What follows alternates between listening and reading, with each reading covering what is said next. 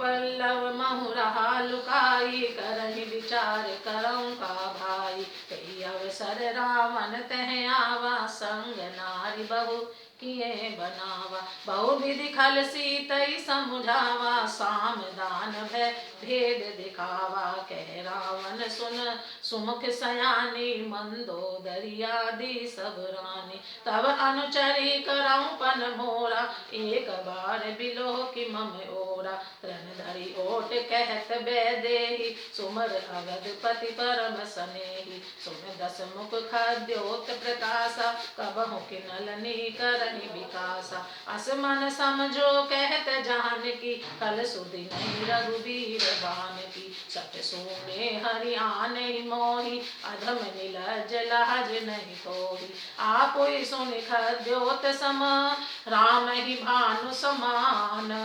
परुष बचन सुनि काढ़ असी, बोला अति खिसियान। हनुमान जी वृक्ष के पत्तों में छिप रहे और विचार करने लगे कि हे भाई क्या करूं, इनका दुख कैसे दूर करूं। उसी समय बहुत सी स्त्रियों को साथ लिए सज धज कर रावण वहां आया। उस दुष्ट ने सीता जी को बहुत प्रकार से समझाया, साम दान है और भेद दिखलाया। रावण ने कहा, हे सुमुखी हे सयानी सुनो, मंदोदरी आदि सब रानियों को मैं तुम्हारी दासी बना दूंगा, यह मेरा प्रण है।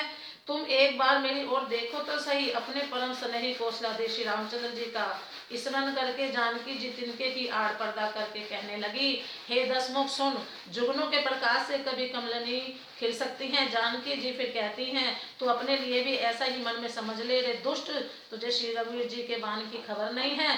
रे पापी, तू मुझे सोने में हर लाया। रे अधम निर्लज, तुझे लाज नहीं आती। अपने को जुगनों के समान और श्री रामचंद्र जी को सूर्य के समान सुनकर और सीता जी के कठोर वचनों को सुनकर रावण तलवार निकालकर बड़े गुस्से में आकर बोला, सीता ते मम कृत्य अपमाना, कटिहऊँ तव सिर कठिन कृपाना। नाहि ते सपद महानु मम मानी, सुमति होत नत जीवन हानि। श्याम सरोज धाम सम सुंदर, प्रभु भुज करि कर सम दस कंदर। शोभ भुज कंठ की तव यसी घोरा, सुन सठ अस प्रवाहन पन मोरा। चंद्रहास हरु मम परितापम, रघुपति बिरह अनल संजातम। शीतल निसति बहसी बर धारा, कैसी ताहर मम दुख भारा। सुनत बचन पुनि मारन धावा, मैं तनया कही नीत बुझावा। कैसी सकल निशिचरनि बुलाई, सीता बहु विधि त्रासहु जाई।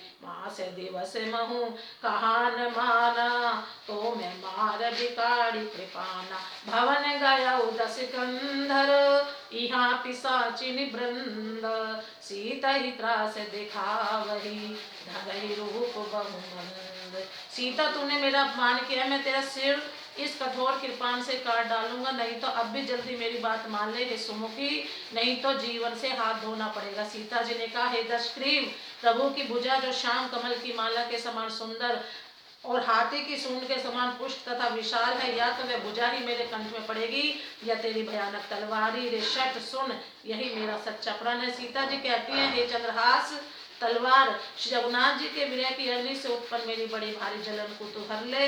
हे तलवार, तू शीतल तीव्र और श्रेष्ठ धारा बहाती, अर्थात तेरी धारा ठंडी और तेज है, तू मेरे दुख के बोझ को हर ले। सीता जी के वचन सुनते ही वह मारने दौड़ा। तब मैं दानव की पुत्री मंदोदरी ने नीति कहकर उसे समझाया। तब रावण ने सब राक्षसियों को बुलाकर कहा कि जाकर सीता को बहुत प्रकार से भय दिखलाओ।